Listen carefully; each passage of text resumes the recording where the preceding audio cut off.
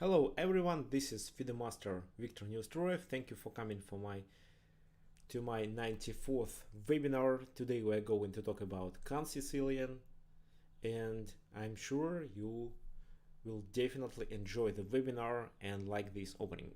So please tell me how the video and our audio quality is, if you can hear me well and you can also see the board. Let me make a few more moves. Of course, I will rewind and explain them. This is the basic position of Kan Sicilian actually.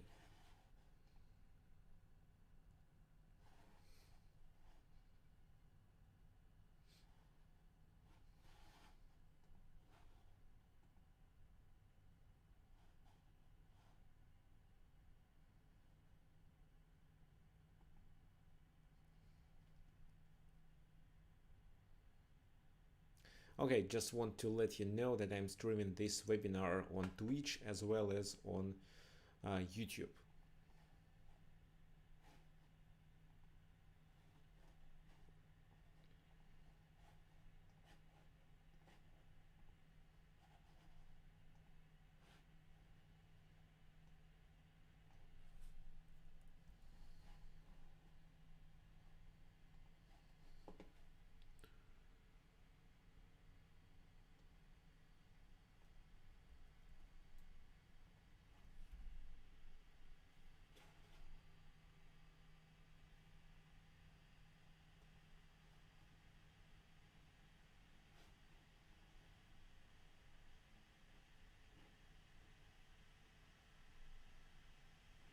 Mm-hmm.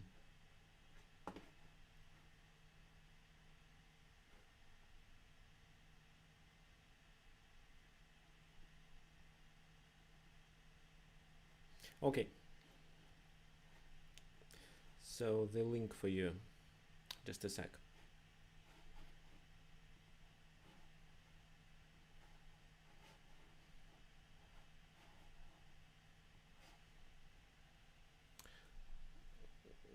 So this is the link to my YouTube stream.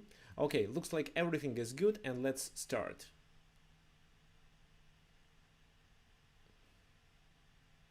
The voice is very low. Okay, what can I do? I can get my microphone closer to me, or you can just increase the volume of your computer.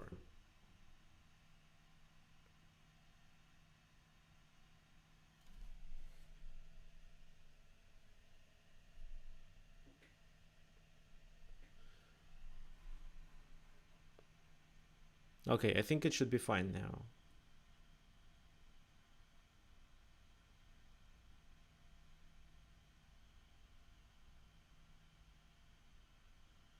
It's weird. Let me double check my quality, my settings.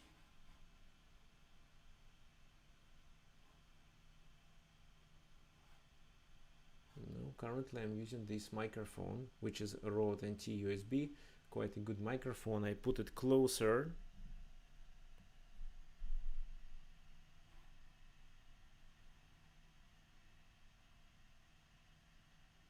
What else can I do?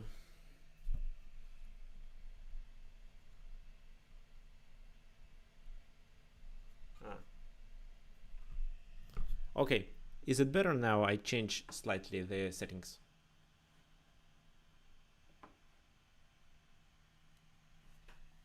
I think should be better.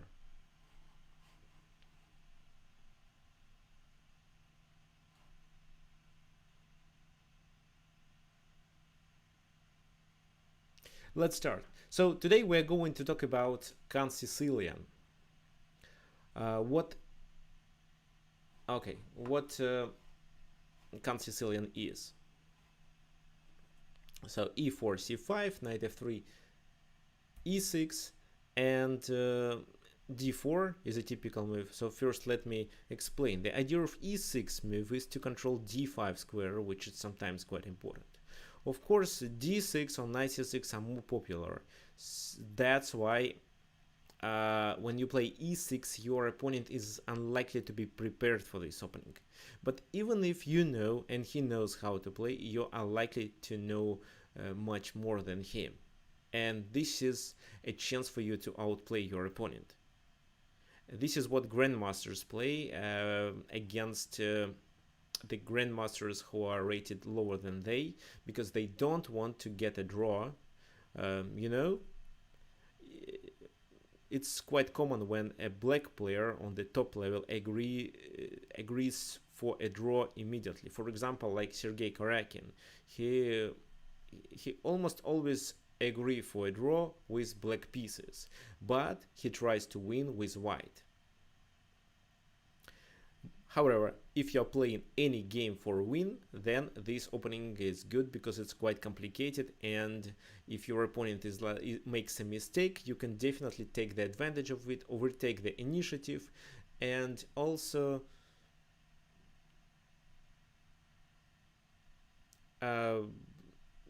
win the game. Moreover, the opening is quite sharp and contains a lot of typical combinations that you may know while your opponent doesn't. So d4, typical reaction to Kan Sicilian. This is the main line, and in this position there are several moves that can be played. Knight c6, this is Paulsen variation or Taimanov variation. I recommend you play in a6, and this is Kan Sicilian. Today on the webinar I'm going to demonstrate several typical lines so that you can learn this opening. If you are interested in it, you may also find any information about this opening in my course, on my webinars, or somewhere else on internet. So in this position, white has several moves: bishop d3, knight c3, c4, and bishop e2. I typically play bishop e2 or c4, these two. However, there are several things that white can play and still fight for the advantage. So, for example, if knight c3, which is maybe the most common move, then we can play queen c7. What is the idea of the queen on c7? The idea of such a move is to secure the e5 square. So the main logic is that we control d5 with our pawns, but e5 and all other dark squares with our pieces, especially with the queen. You may ask me, why not to play knight c6 and attack e5?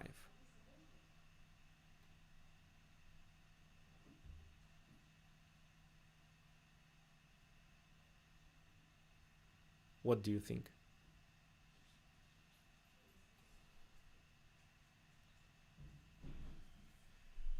So in such a case, of course, white can capture on c6. We have to capture with the b pawn and later play d5.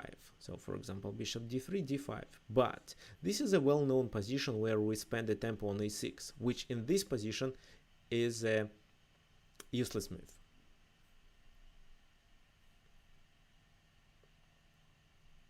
For example, if we choose a different opening like a Taimanov variation, here if they take, we capture bishop d3, d5, knight c3, and we play this position with an extra tempo. And here the position is considered to be equal, but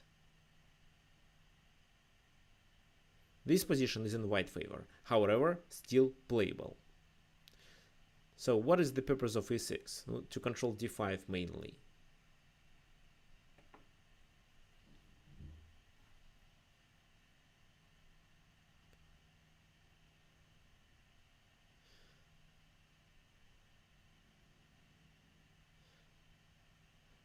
Okay. So queen c7. These are the typical moves. Today I'm going to show you just two different lines, which are bishop e3 and g3. Maybe I will also explain bishop d3 move. I'm going to show you one of the games if we have enough time. So bishop e3, this is what is often played at club players level with the idea to play queen d2, castle queen c8, and initiate an English attack, which is quite common for almost any Sicilian line, but doesn't work against Kan Sicilian.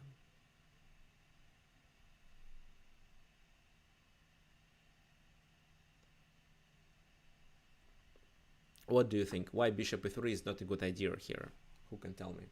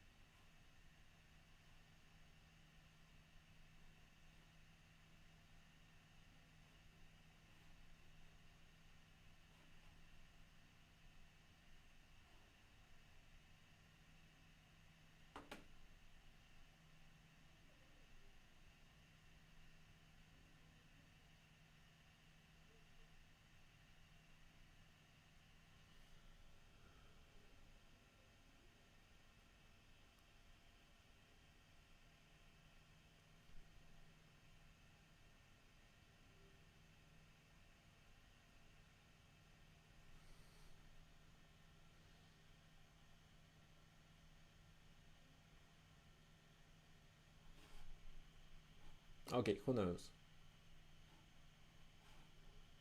No, yeah, it's no, knight c6 is a common move, but in such a case, this English attack works. Well, yeah, bishop e3 is not a good move because it allows us to play bishop b4 immediately. What then? Here, this is probably the best move, then knight f6 and so on.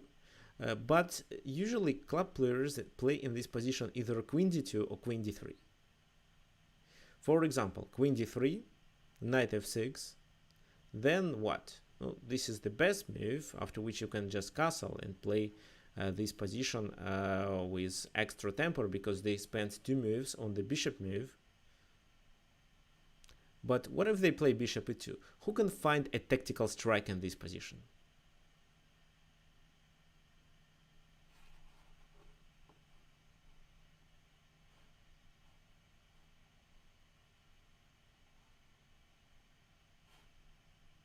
Thank you. It's knight e4.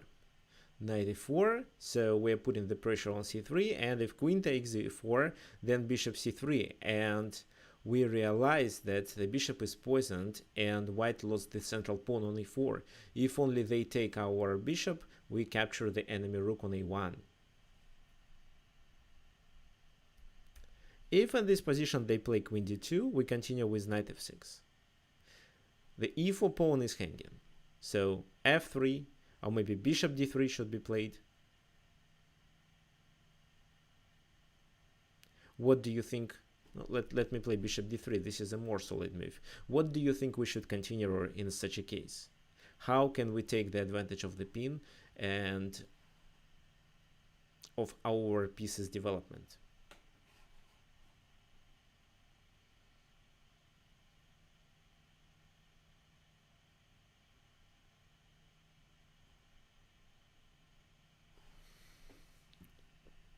Well, how does knight c6 allows us to take the advantage of the pin?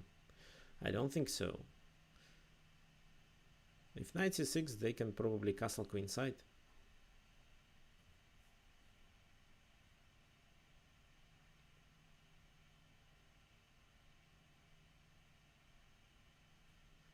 Knight g4 is a possible move, but no, that's not the main idea.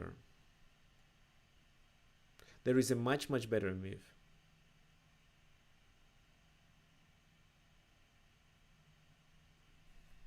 Who can tell me?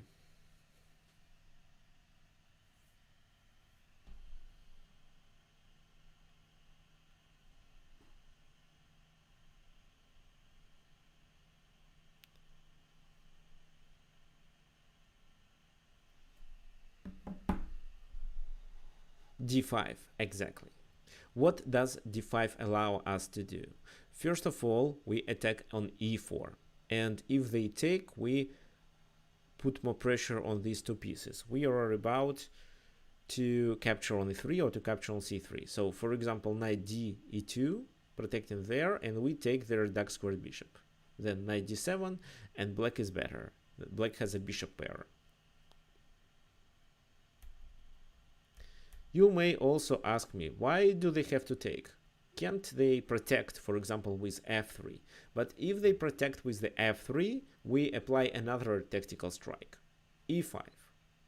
And after knight moves, we deliver fork so that they have to sacrifice their knight for 2 pawns, and in this position white is completely losing.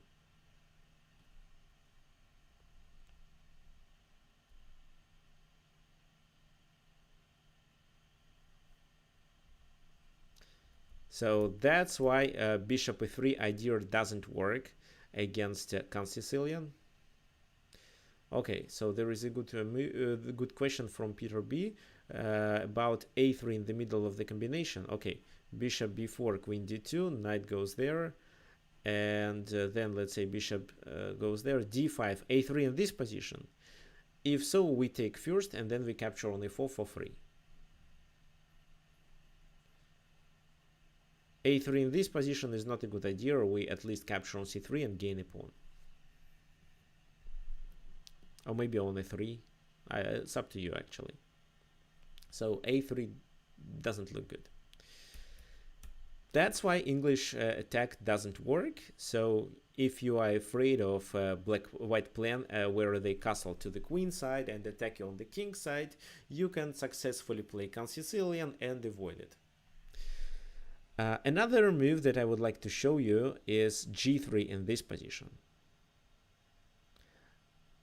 You know, maybe 10 years ago, g3 became so popular, and chess players prefer to play this move almost in any opening.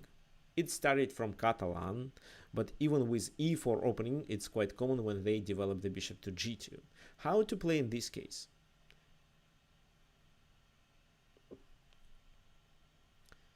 Okay.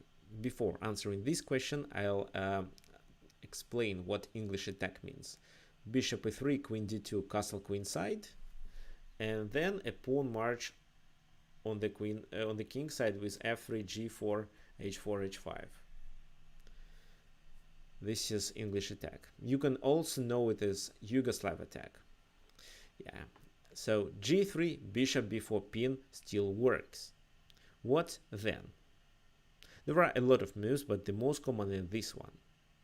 Then knight f6, attacking the pawn. We would like to trade the bishop for a knight, then capture the central pawn and just gain the pawn for free. So they have to play this move. But then we realize that the d file is overloaded.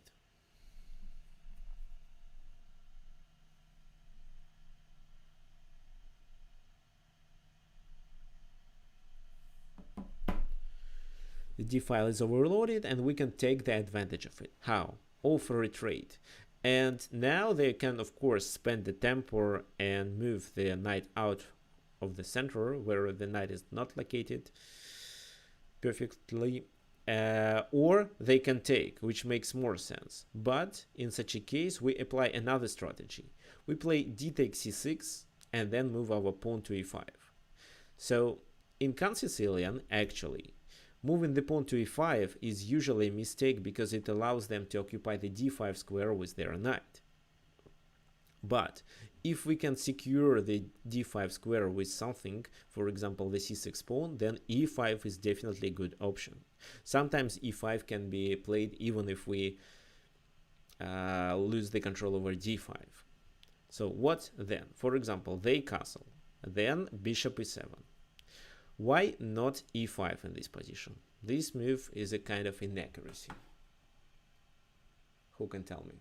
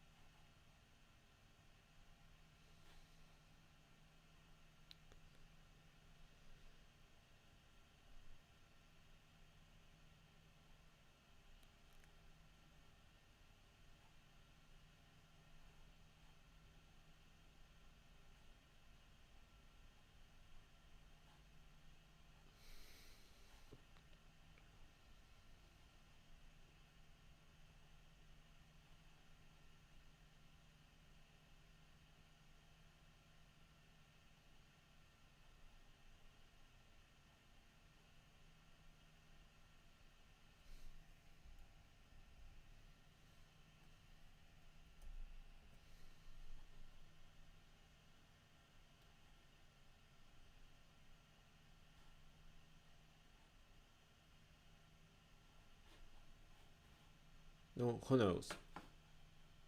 Waiting for your... Okay, knight b5. Thank you for suggestion, this move. Yeah, for example, knight b5 can be played with the idea to capture the bishop. Or knight d5, which I think is even stronger. Knight d5, knight takes d5. If we take with the pawn, they take our bishop, and then we can't castle anymore. Knight takes, pawn takes. We have to capture on d2, queen captures on d2, c takes d5, queen takes d5, and white is slightly better. Because they are threatening, no, they are pushing the pressure on the b7 pawn. So we castle probably on the next move, and they continue developing their pieces, but we can't move the bishop. We have to spend several tempos more. So that's why I want you to avoid this tactical strike, and before playing a5, just make sure that neither this nor this move works. That's why bishop e7. f4, fighting for the center. Not the only move, but you can continue with e5. And if they take, knight g4 looks really well with several ideas. To capture on e5, to play bishop c5, knight f2, or to play queen b6. For example, queen e1, just bishop e6, you can take this pawn anytime you want. Let's say they move the king to avoid it. Now you may start playing aggressively. What can you suggest? How to play aggressively for black in this position? What do you think?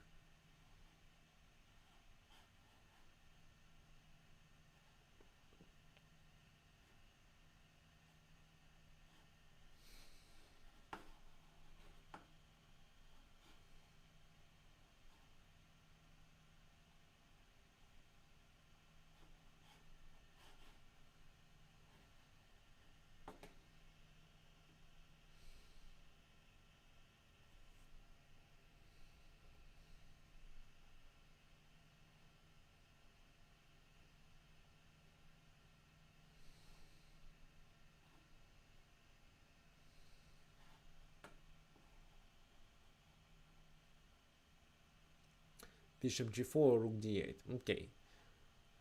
These are good moves. And no, rook d8 after bishop g4, of course.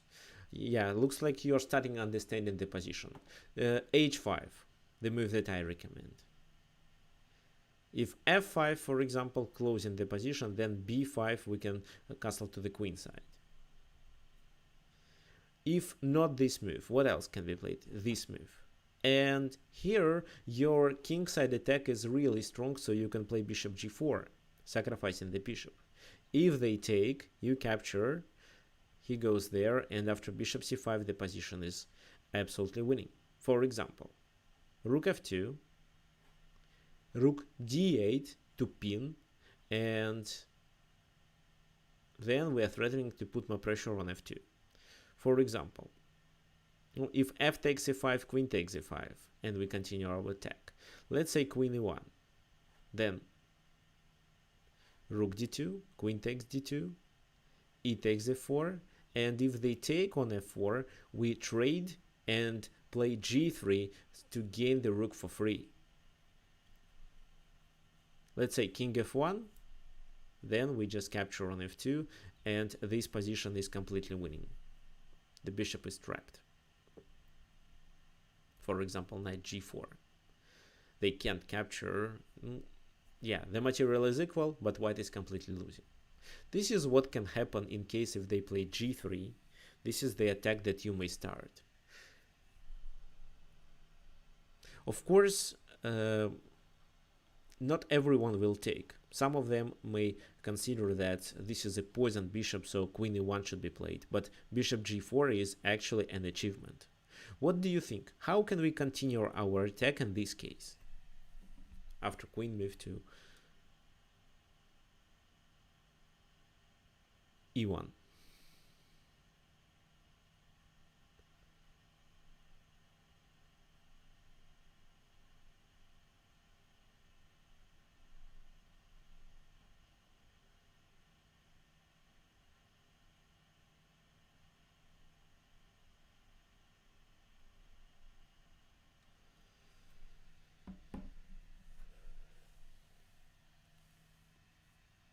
No, queen d7, king h2 maybe.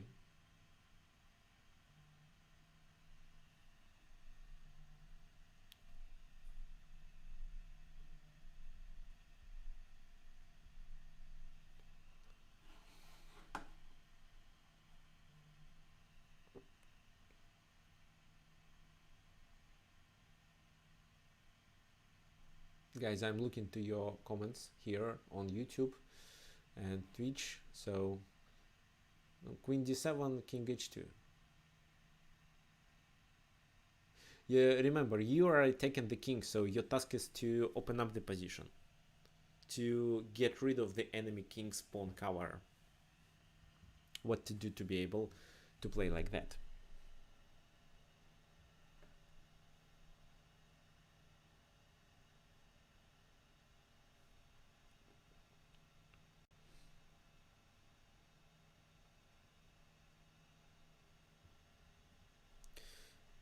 So castle queen side, put the pressure on the bishop. Okay, all of your moves are reasonable, but according to my analysis of this position, h4 looks quite powerful. What happens then? You see, we don't allow them to play g4. We blocked the square with the bishop. If only they can play g4, then the king on h1 will be pretty safe, but not in this position. For example, if they capture there, the game is almost over.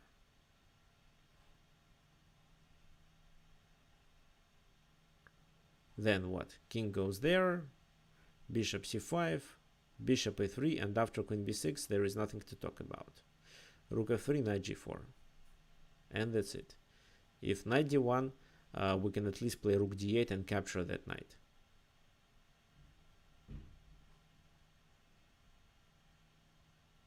We can just take there. It's even easier.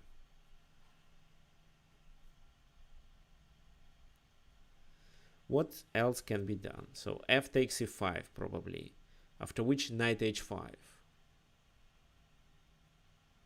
And here we have rook versus two minor pieces, but actually the attack is really strong and the position is in our favor.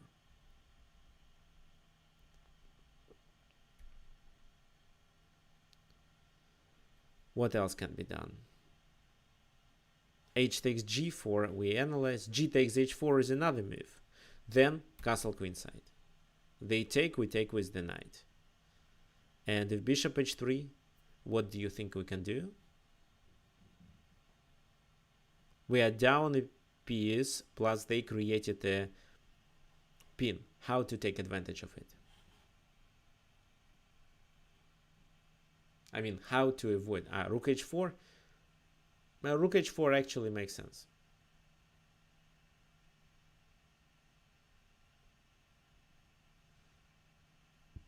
Queen d7 is the move that I recommend. If we are threatening to play knight f2, to play queen d2, and if they capture, then they just have nothing to defend on h4 and the position is absolutely winning. Okay, so this is just one of the examples of the variation that may happen in Kan Sicilian, and I'm sure you will enjoy such a complicated opening where you have a chance to succeed either on the queen side or on the king side. So I decided to devote this webinar to Kan Sicilian because this is my favorite opening for black. And another thing is that I recently published a course on chessable.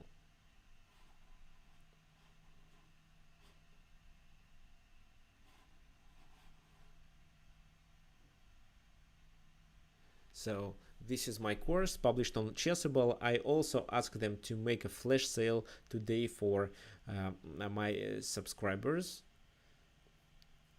So, you know, in 15 hours it ends, and if you want to learn how to play Kan Sicilian, this is the best chance for you, because in this variation I not only explain the Kan Sicilian but the how to play against anti-Sicilian systems. which is helpful for any Sicilian player. Actually, the course is really good and of the high quality. Moreover, the sales of this course exceeded the expectations from any chessable analysts, so they were very surprised with the way how it went. So, and for my students, I also asked for a quick flash sale which ends tomorrow. If you want to get this course, you can click on this link. It comes with a 30%, a 33% discount if you buy it without video. If you would like to choose the video version, you can save 40%, so it's under $60.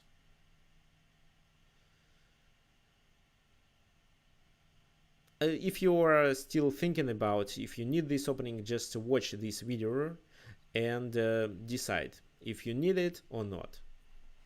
Okay, that was the minute of self-promotion. Let's get back to chess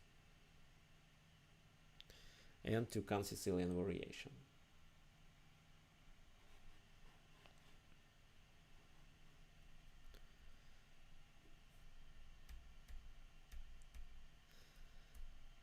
So here we analyzed bishop e3 and g3, two different moves. So g3 in this position, g3 and bishop e3.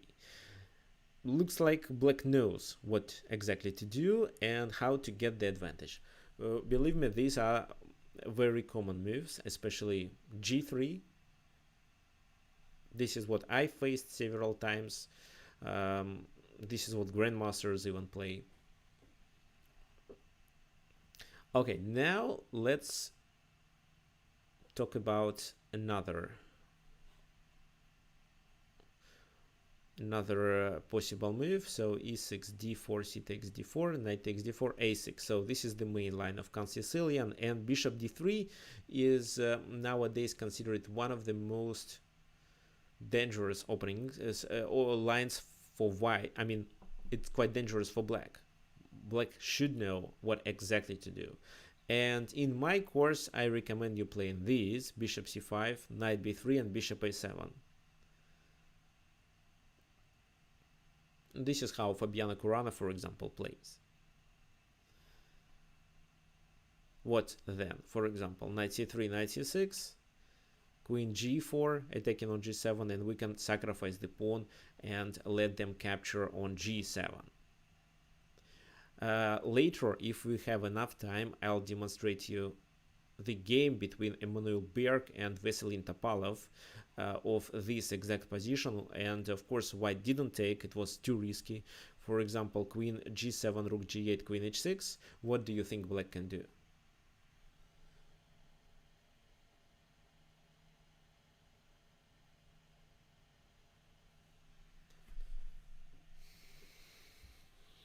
Okay, while you're thinking, I'm quickly answer the question of Peter B.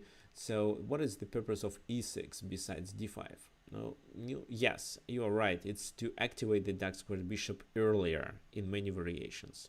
Sometimes the bishop comes to b4, sometimes to e7. But the best idea of this move is, of course, to secure the d5 square, because if we can't secure the d5, then the queen is the object of the attack on c7. Okay, so three different moves: rook g2 to gain the pawn back, knight e5, and of course bishop f2, which looks really good because if king takes, we can fork them. King moves there, we can retreat to b6 or a7, it's up to you, and actually different lines are shown in my course, but believe me, here black is better. That's why this move is typically played. Then a d6, castle. The pawn still can be taken, but now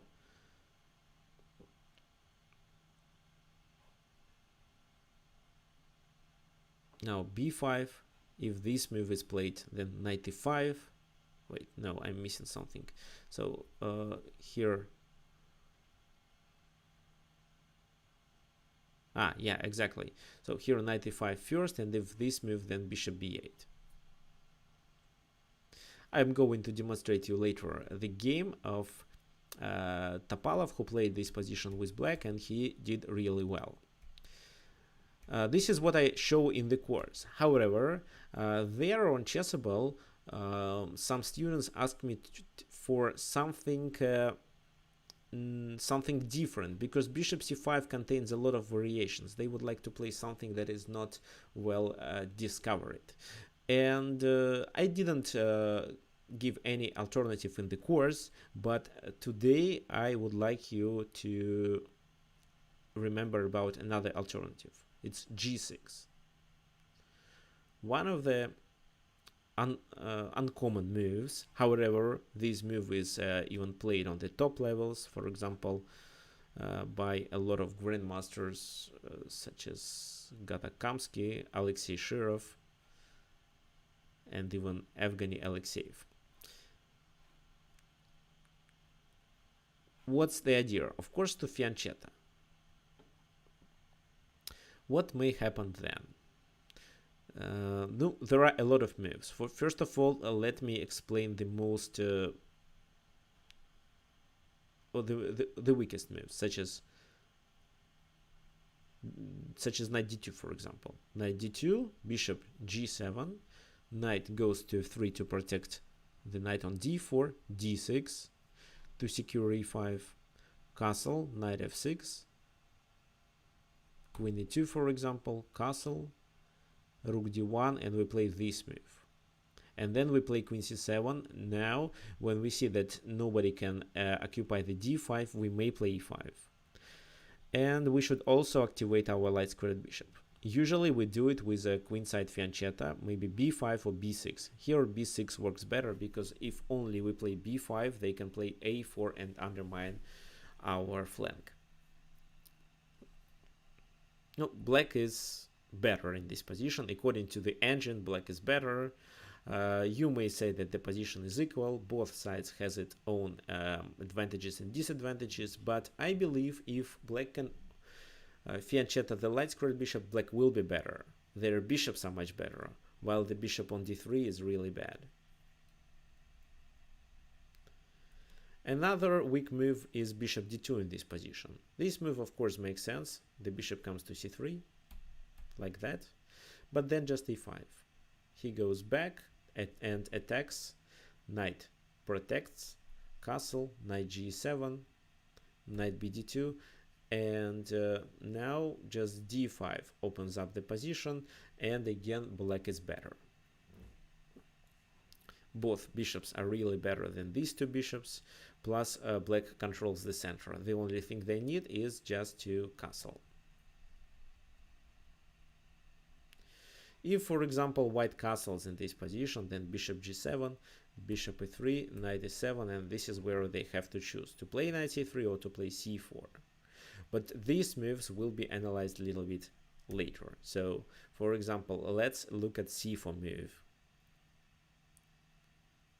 which is a good strategy against g6 and actually generally against Kan Sicilian. In the course, I demonstrate several ways how to play against Marek Zibayant. There is a chapter devoted to this move where I show that black can get a playable position, sometimes can get a better position, sometimes unclear. So you continue with bishop g7 here, knight goes to b3,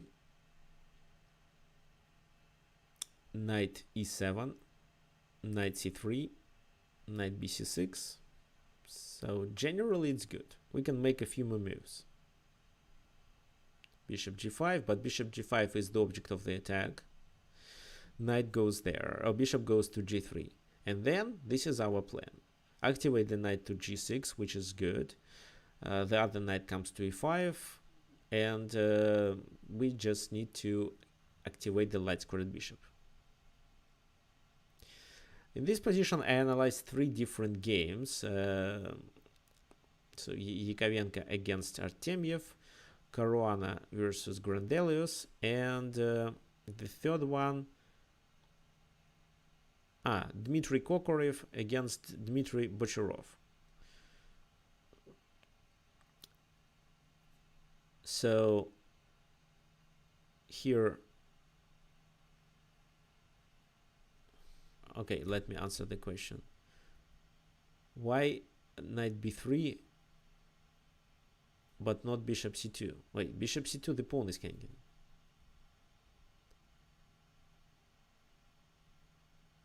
Or in which position? Here? You mean here? Why not bishop e3? Queen b6 looks dangerous. But I don't think we need to play queen b6 right now. We can continue with knight e7 and still get the same position. Knight e7, knight c3. And then I think d5 works. Yeah, d5 works pretty well. Okay, let's go back. So let's come to this critical position. Bishop e2, knight 7 to g6. And this is where white plays either queen d2. This is what happened in the game where Dmitry Yakovenko played, or queen d6. This is how Fabiano Caruana played and Dmitry Kokorev. I analyzed both games. I mean both moves. So queen d2 is pretty fine, then b6 and fiancetta. Queen d6 looks more dangerous.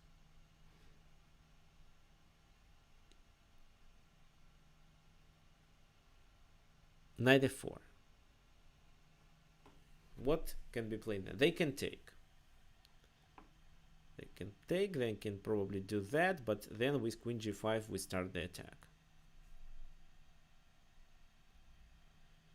If they don't take but play rook c7 like Kokorev played, then this knight to g6 we capture here with the knight. And our next move is bishop e5, which allows us to play d6. And the pawn won't be a weakness. So d6, and black is happy with this position. I'm not going to get deeper into details. We don't have enough time today. I'm just going to show you a few lines that I didn't cover in the course, and some lines that I've already covered I demonstrated. And now I'm going to show you one more line, and well, then I will demonstrate how to play against one anti-Sicilian system. So if knight c3, then we can still do the same, and finally play d5, which allows us to equalize the position. If now knight goes to b3, just take the pawn, castle, and it's equal.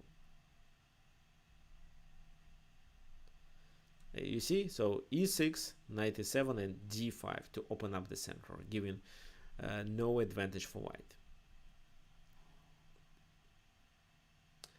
Later on my website, I will publish this PGN.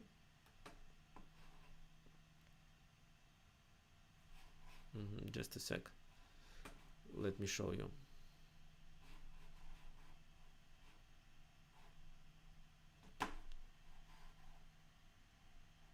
So this is my website, tricks of chess, chessable, or tricksofchess.teachable.com.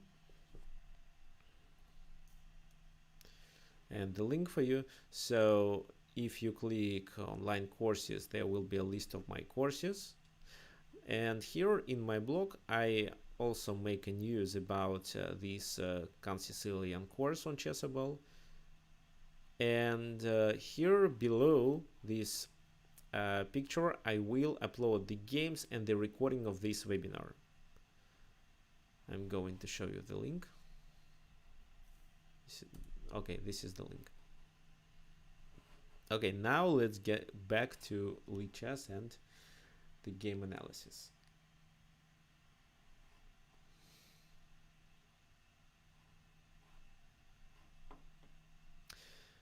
The second thing I would like to show you is my game which I played against Valdar Murzin. So g3. Uh, According to what I know, this is the move that Wesley So recommends to play against Kan Sicilian. But let me tell you the story. This game happened in my tournament in Paliahora 2 years ago. No, you see, his rating was 2400 and mine was only 22. And you know, so Volodar Murzin is a famous Russian wunderkind. He was the European champion, if I'm not mistaken, at under 12, under 14, and he got the third place in European Championship under 18. So he was really strong. He is that time he was a FIDE master. Now he is an international master.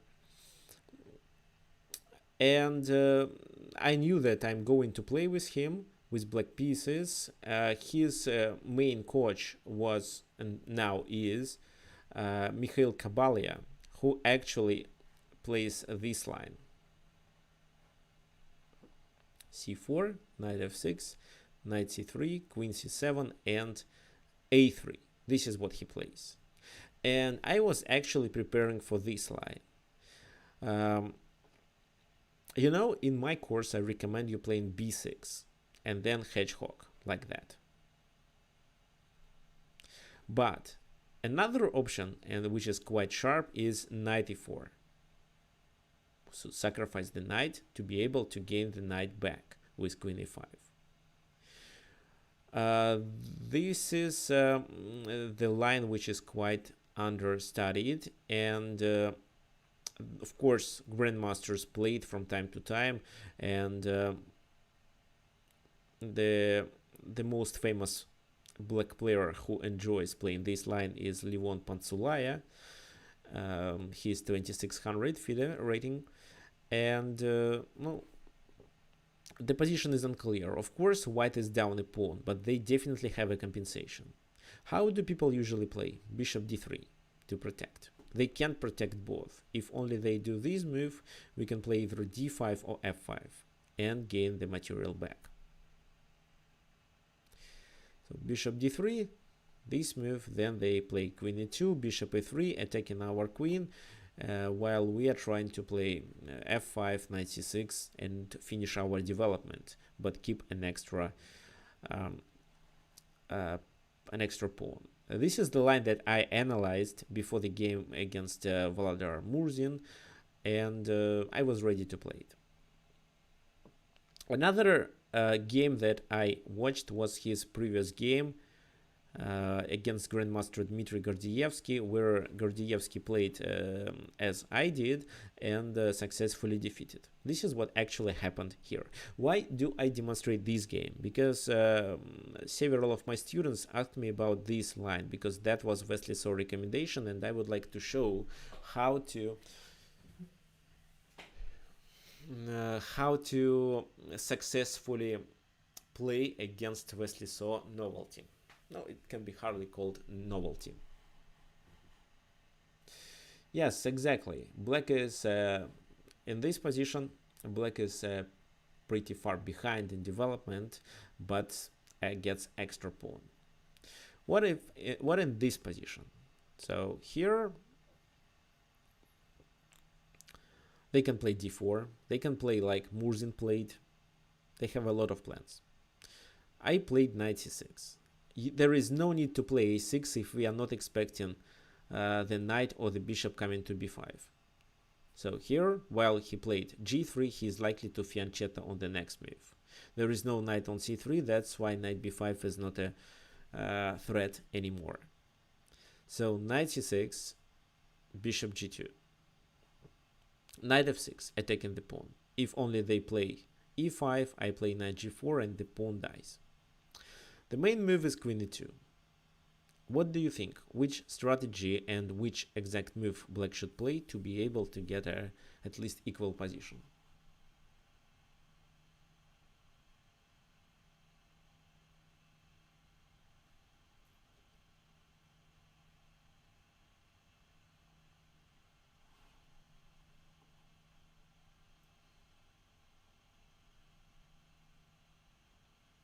No, queen c7 looks quite natural. Actually, why not? This is one of the possible moves. I played another one. Here I play d5 because with this move I don't allow them to play e5, and I don't allow white to occupy much space to be able to initiate the kingside attack, because this is their original plan. I also make the bishop a bad bishop. Castle, bishop e7. Now again several plans, c3 d4 for example, c3 d3 with a closed position.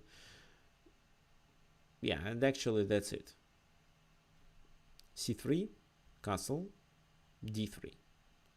So I'm not playing d6 because I think I can play d5 as well.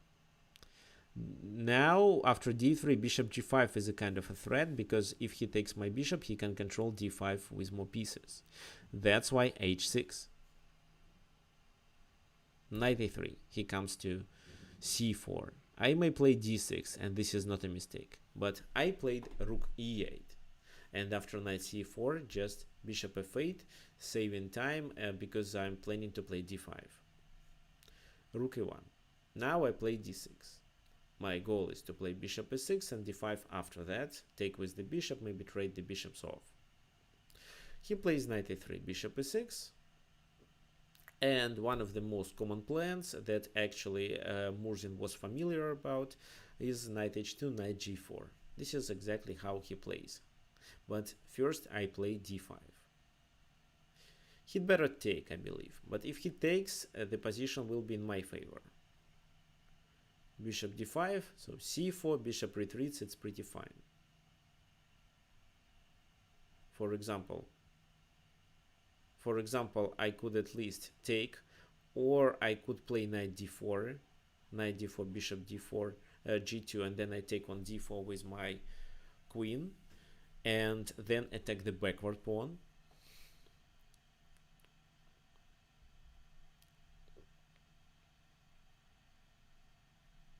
Or I could do this, and then this move, take on f3, which was also fine. That's why I wasn't afraid of c4. But he didn't take. He played knight h2, continuing his plan. If I take, then he takes with the pawn, and then f4, f5, and the pawn march on the king side. What do you think? What should I do? How to continue in this position?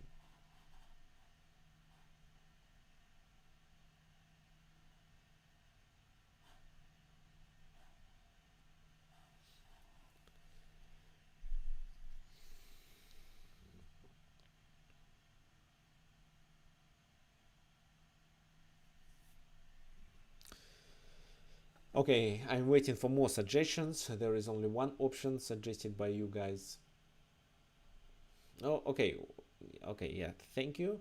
I'll answer the question. So, the question from one of our viewers who asks that he usually plays English opening and asks what kind of player he is, positional or tactical. What can I say? I don't know. I should analyze the games, because maybe you are a positional player, but because of you chose a wrong repertoire, you play tactical positions. Or maybe you are a tactical player, which I believe is more true because I analyze some of your games. So you should first define what kind of the positions you would like to play. Sharp positions, simple positions. So I prefer sharp and complicated, where both can make mistakes.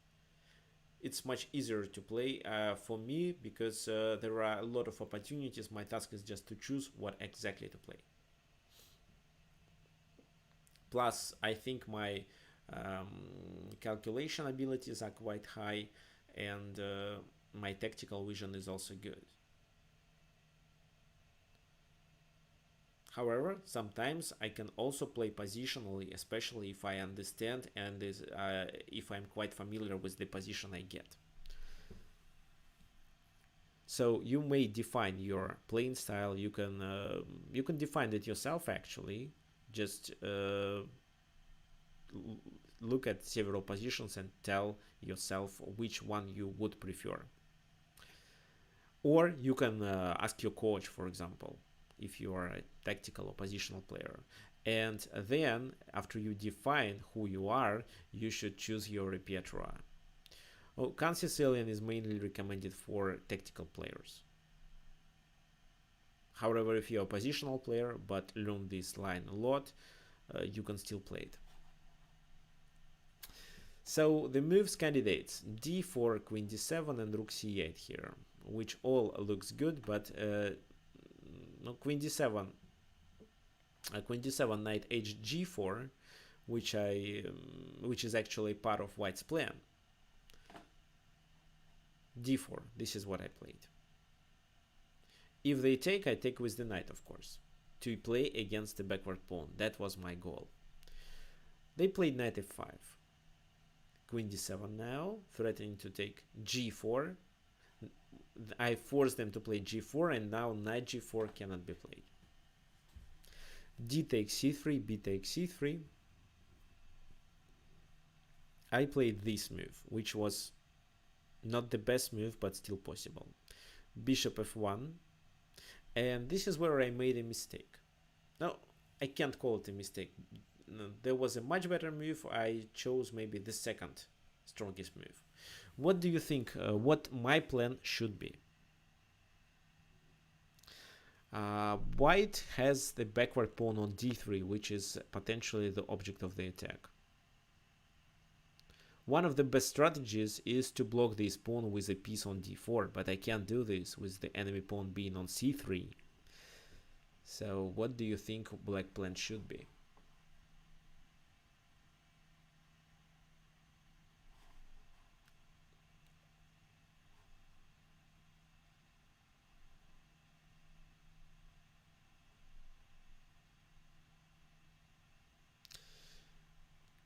Yeah, you are absolutely right. b5 and then b4. This is what I didn't consider in the game for some reason. I don't remember why. But this is the best option. So play this, maybe take with the knight, then occupy the d4. I played c4. So he has no other choice but to take. And then knight a5.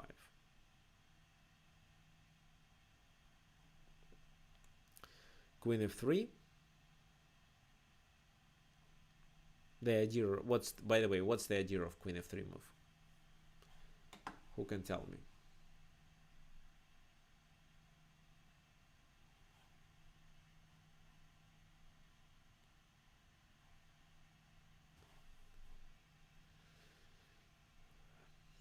Oh, of course, it's knight takes h6, g takes h6, and queen f6. That's why I played knight h7.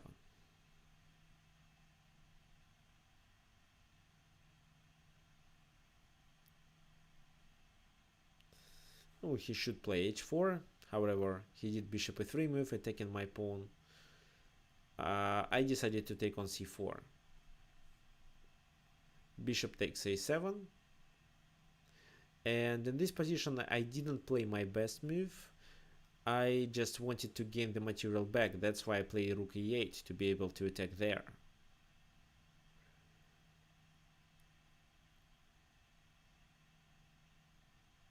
Oh, actually, no, rook e8 is a fine move.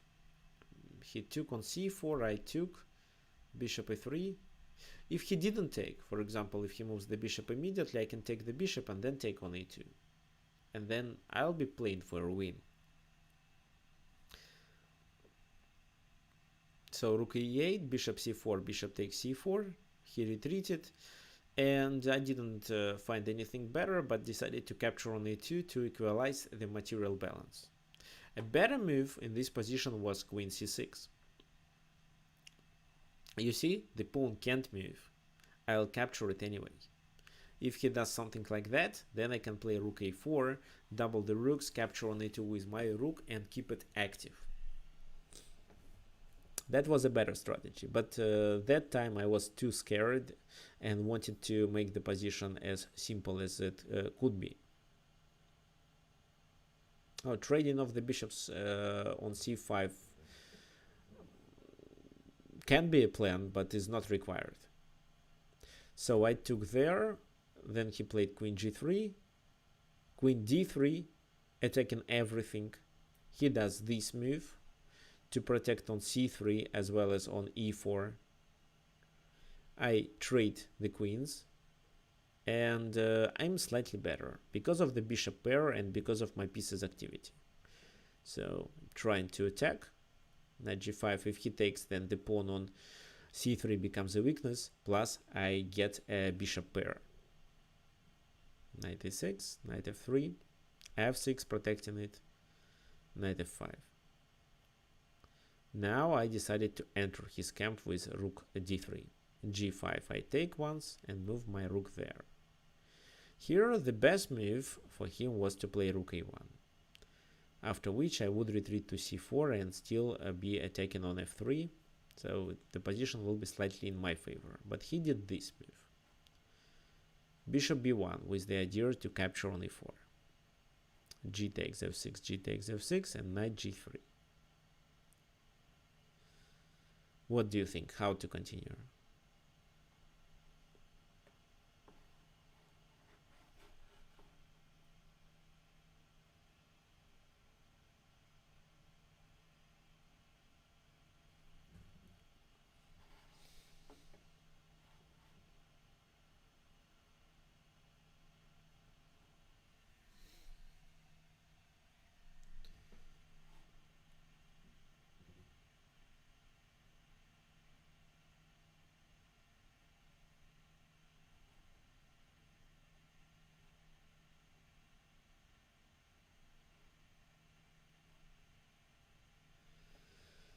Bishop h6, but bishop h6 I may blunder. Bishop h6, rook d3. And then my bishop on h6 is hanging. Yeah, knight c5, exactly, to put my pressure on e4. This is where he could retreat. Then I would play this move, maybe this, and then I go to a4 and c6. This is what I expected him to play. Instead, he did capture on d3 and lost the pawn. Now the endgame is winning. So that was a critical mistake. Instead, he'd better play maybe this move and try to sacrifice his bishop on knight for 2 pawns. But he played c5, bishop d5. If now he plays f4, I can play e4.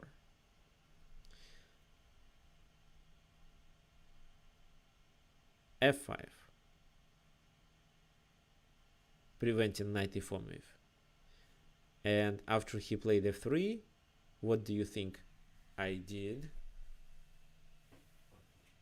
Which move black should play to be able to finish the game?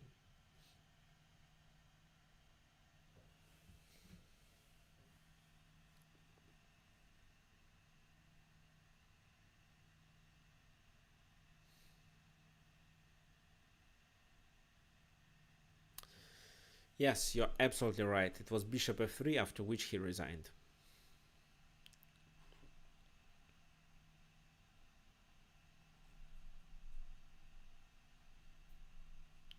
Why? Because I take there, push the pawn,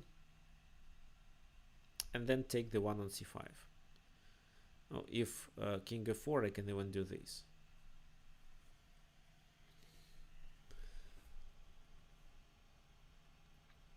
Okay, so this is how I successfully defeated anti-Sicilian system.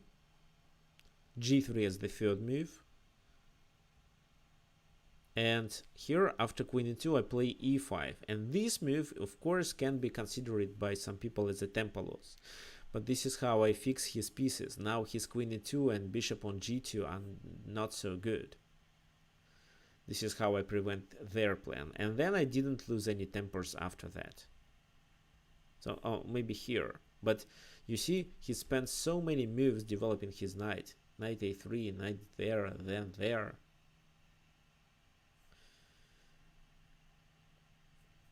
That's why those who would like to cover all the lions and analyze g3 as the third option, as the third move, they can just follow my game against Volodar Murzin and successfully at least get a better position. What else to tell you? Okay, some people are also asking me f3 e6 d4, c takes d4, knight takes d4 a6, so knight c3 queen c7. What if queen f3? Queen f3 is quite uncommon on grandmasters level. Just a few games we played there. What do you think? The idea of such a move is to play maybe this move, castle queen side, and somehow initiate the attack on the king side. They also would like to play queen g3 to pressure g7 or to trade the queens. How to play? What do you think?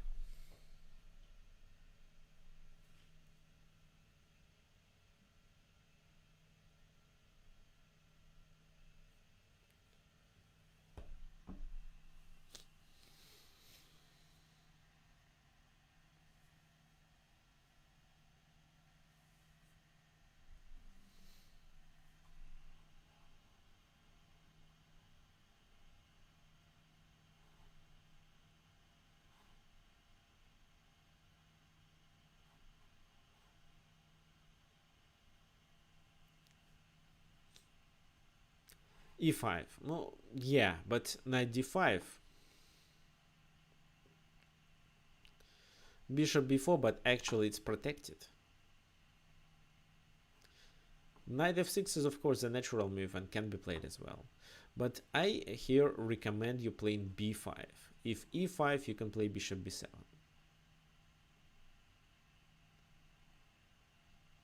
So let's say queen g3, d6.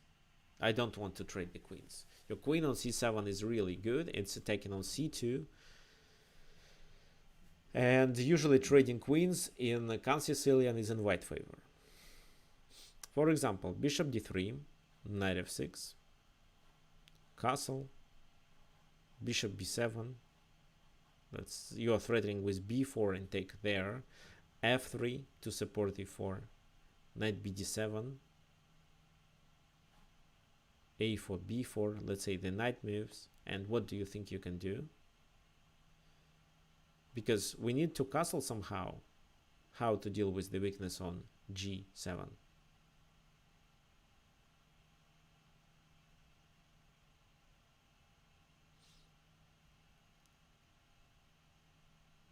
What do you suggest?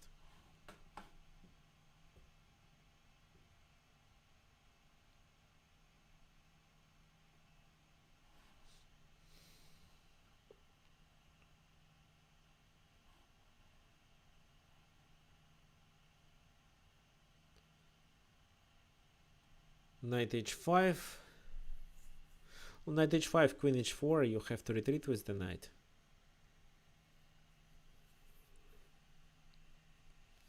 Knight e5 is a typical move. Maybe. Then knight g6, but too many tempers. What else you can suggest?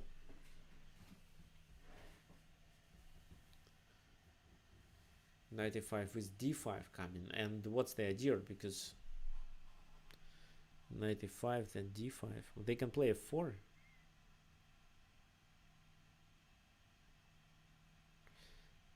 So knight e5. They can capture there first. And if queen b6, just c3. C3 cannot be played, sorry. Queen b6. They can play c3. So knight d3, knight takes d3.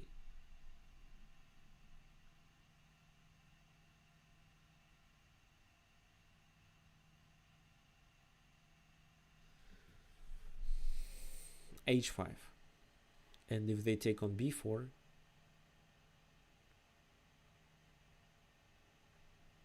we can play queen b6. We can play e5 first and then queen b6 to capture this knight. But even if they don't take, but let's say play this move, then we can still play e5. The pawn is not hanging. They retreat where? To e2. maybe, to f5 as well, but if they retreat to f5, then g6 is played with the temper. Knight e3, now the pawn is hanging, but we play this move and the position is in our favor. You either play bishop g7 or e7, then fiancetta, and one of your goals is to play d5, while his pieces are out of the game.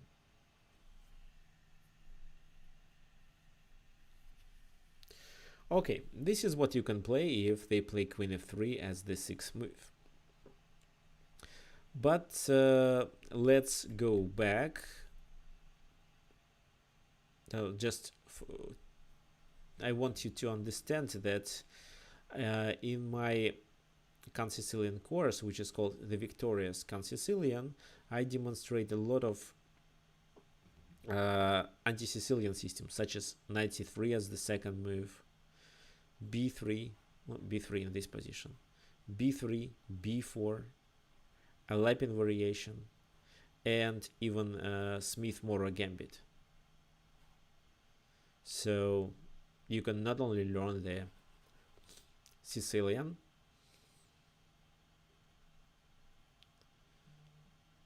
but some anti-Sicilian lines. Knight f3, bishop e6, bishop c4. Bishop c4 is a mistake. The bishop is really bad if the pawn is on e6. Then you can continue with d5 immediately, first of all. Second, a6, the move that I recommend. Some people prefer to play a4 to prevent us from playing b5. That's why d5 right now. So you can either attack it with the b pawn or with the d pawn. This position is pretty good.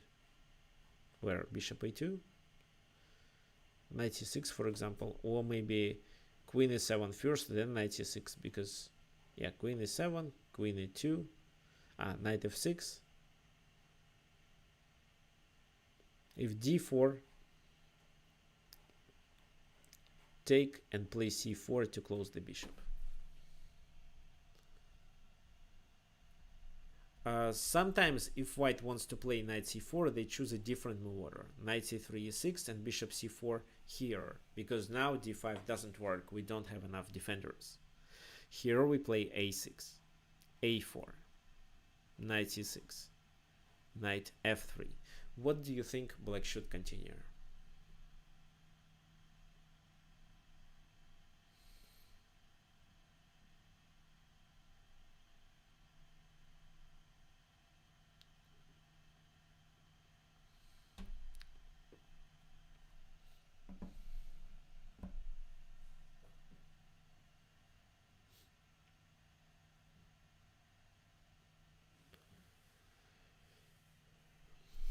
Which plan you can suggest for black, and how black can use the bishop on c4 as the object of the attack?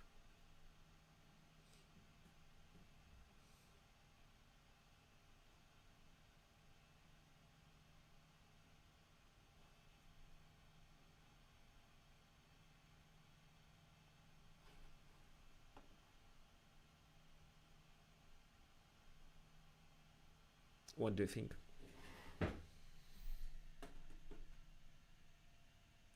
No, knight f6 definitely.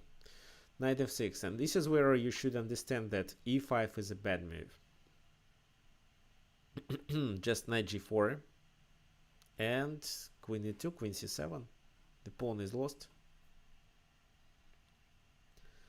They may play d3 or they may castle. In such a case, we have enough defenders of the d5, so we can play d5.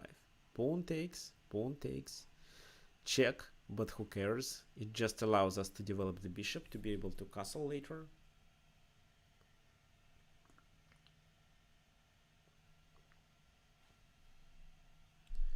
And if the bishop comes to a2, we castle, for example, and it's difficult to recommend anything. Our black pieces are good, black controls the center, so d4 probably, but d4, c4. You can of course tell me that they can always undermine with b3, but actually here if white plays b3, black gets a counter strike. Can you find this tactical strike?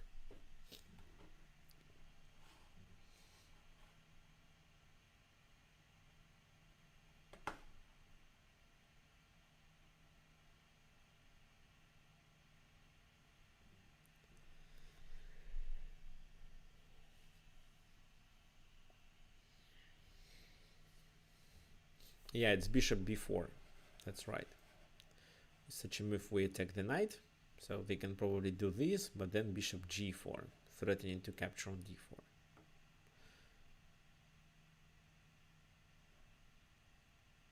For example, b takes c4. Knight takes there. If c takes d5, then up to you, but probably rook c8 looks good. Then this, no, the attack is really strong. This is what can typically happen in case if bishop c4 is played too early. Actually, bishop c4 strategies against the pawn on e6 are quite bad and are only played out at the club players level. Okay, so let me now demonstrate you the game that I have already mentioned, the game between Emanuel Berg and Vasily Topalov. e4, c5, knight f3, e6, d4, c takes, knight d4, a6, bishop d3. So in my course, I recommend bishop c5. Today on the webinar, I gave you g6 as a good alternative. Bishop c5. No, you know, bishop e3, queen b6 looks attractive, but actually is not the best option. Just d6 will be enough. Knight b3 is the main line. The bishop comes there. Knight c3, knight c6, queen g4, knight f6. So again, taken is a mistake because of rook g8 and bishop f2. Queen g3, d6. Castle, black plays knight e5, attacking the bishop. In this position, queen g7 is also possible, but it's in black favor. So rook g8.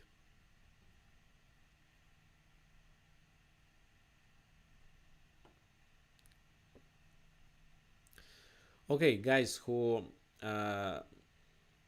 leaves early, the recording of the webinar will be available on my website on this page. Later after the webinar, I will upload it.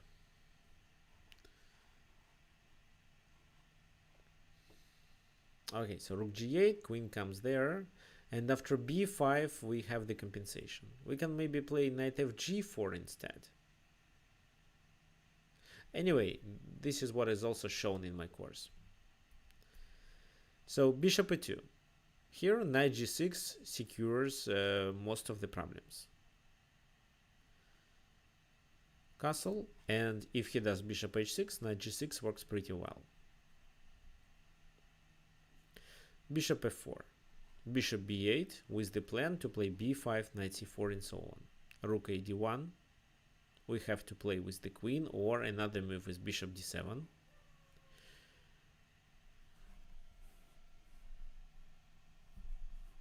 Bishop e3. And now we realize our plan with two bishops being on b7 and b8.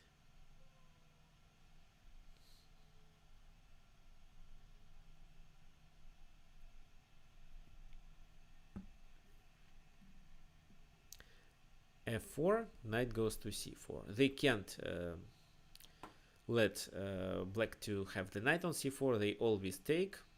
B takes c4. Knight goes to d2, attacking the pawn. If e5, we can take on e5 here.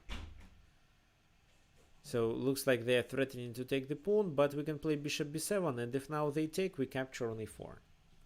e4 is much more important because without the pawn on e4, the f-pawn moves are only weakening white position. e5. And here knight d7 is possible as well, but knight d5 was played by Vasily Topalov. How to play? The best move that could equalize white position was bishop d4. This move wasn't played. I also want you to understand what happens in case of knight c4. We just take on e3. What's the idea? Who can calculate the line properly? Knight e3, knight takes knight, what then?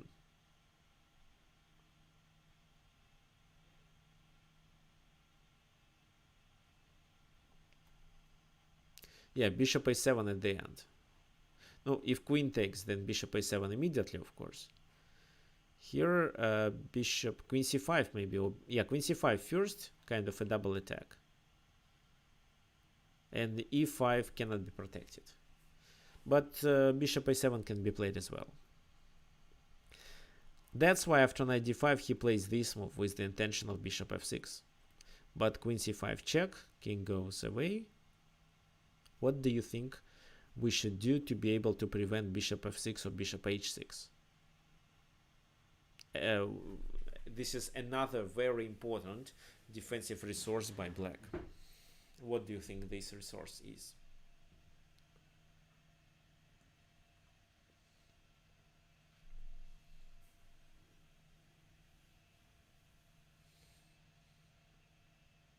King h8. Probably.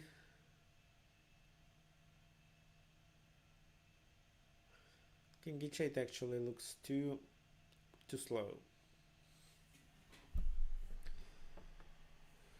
Knight c3, bishop f6. We don't have enough time to capture on e5. This is an intermediate move. No, it's not knight c3, it's f5, almost like f6. But now he can't capture en passant. And bishop f6 doesn't make sense. Rook f6 or knight f6.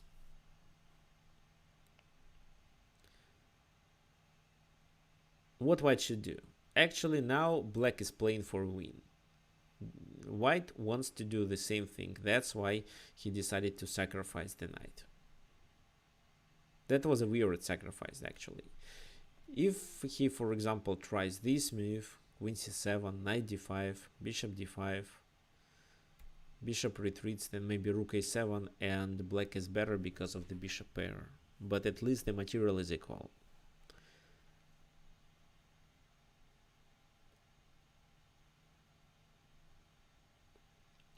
Emanuel Berg decided to play knight d4. F takes e4.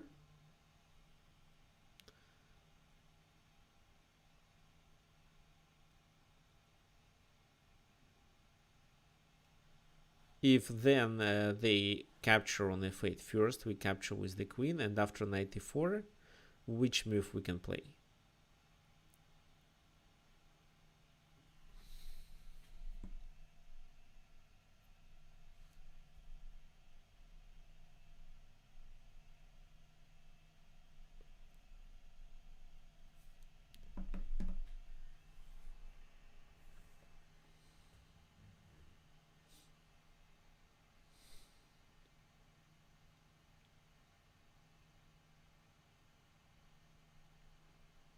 Yeah, queen f5. They can't protect on e5 anymore. If knight d6, after rook f8, they are in trouble. There is no compensation for a piece sacrificed. So he did take immediately rook f1. Rook takes f1 and queen c7, attacking on e5. It was quite important because such move like queen c6, which also looks natural, is a mistake. Bishop h6, queen c7, and after knight d6 he is threatening with rook f7.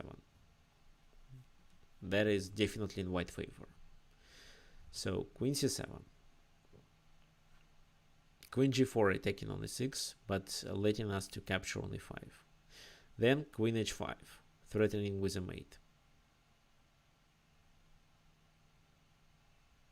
h6, to be able to escape. Queen f7, king h7. And this is where he decided even to sacrifice the rook. Rook f4, knight f4, but the idea of this move was to play knight f6 and then deliver a checkmate. What do you think black should do now? How to avoid such a checkmate?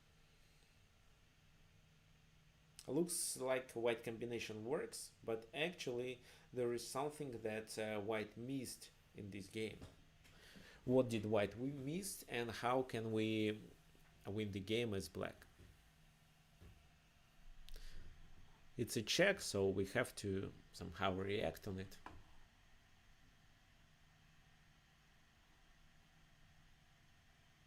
Well, queen takes, bishop takes, then what?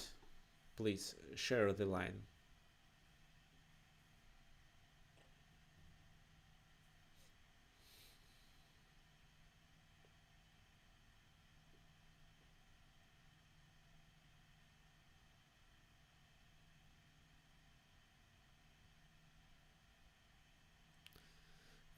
Queen takes, bishop g2, and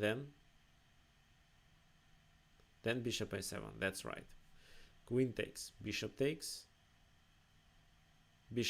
check. The only move is king g1, and now bishop a7, forcing them to lose the queen for that bishop. This is where they resigned. So you may say, okay, probably white just miscalculated. No. This is a logic behind the game. These two bishops are very powerful, and at a certain moment of the game, white can definitely take the advantage of their activity.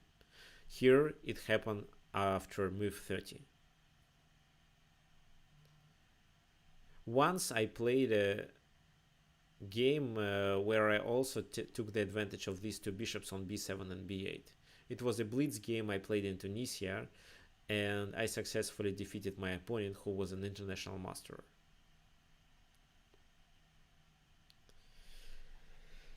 Okay, fine. So that was the game between Emanuel Berg and Vasilin Topalov. So what can you say about Kan Sicilian?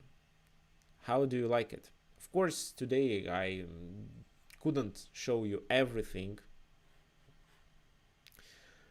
You can watch my games. You can look at the course.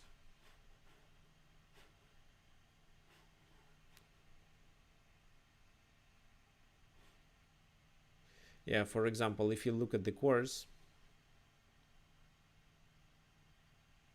it's 14 hours left.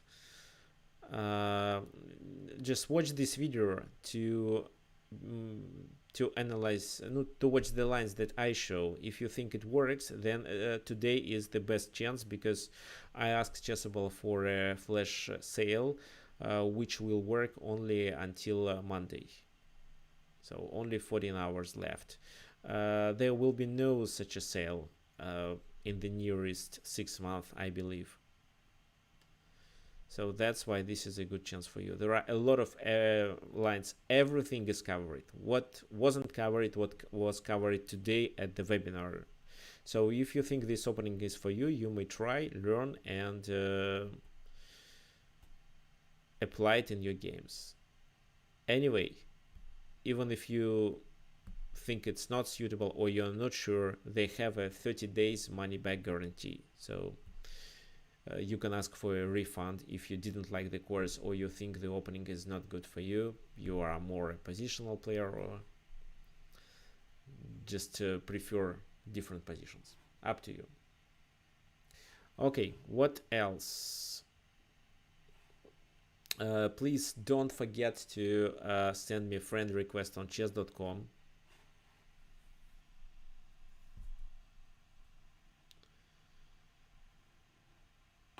And there is also an educational group here. It's called Tricks of Chess. You may also join it.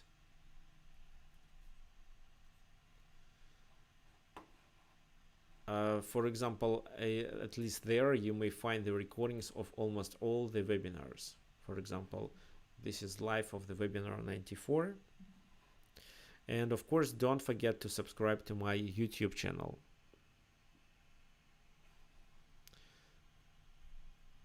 This is the link. I'm going to publish a few interesting videos this week. As for Lichess, my username there is Antimarin.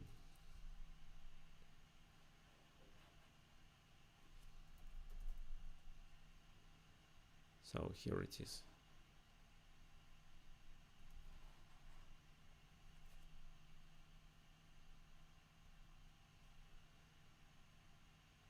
I mainly play Blitz.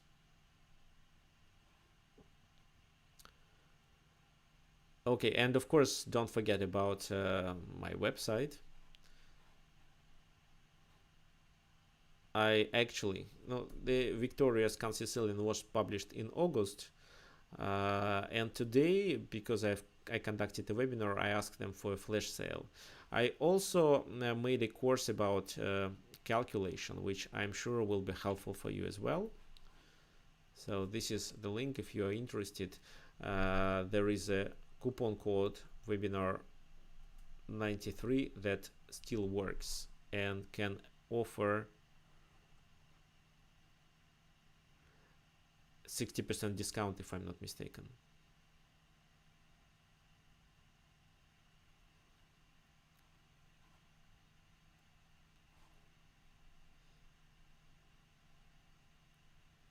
So this is what I cover in the course. 60% of $99. Okay, it's not showing. It's about, no, the total price will be about $40. Maybe they will add extra tax if you are living in Europe. No, calculation course is on my website. And the Victorious Kan Sicilian on Chessable.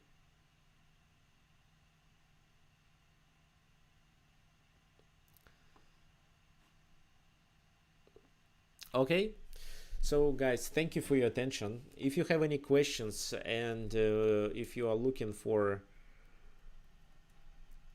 private chess lessons, you can email me at tricksofchess@gmail.com.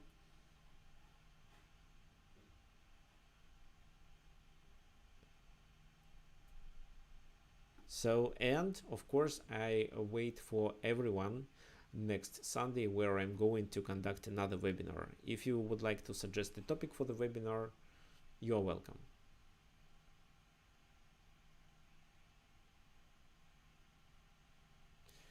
Thank you for your attention, and let's finish for today.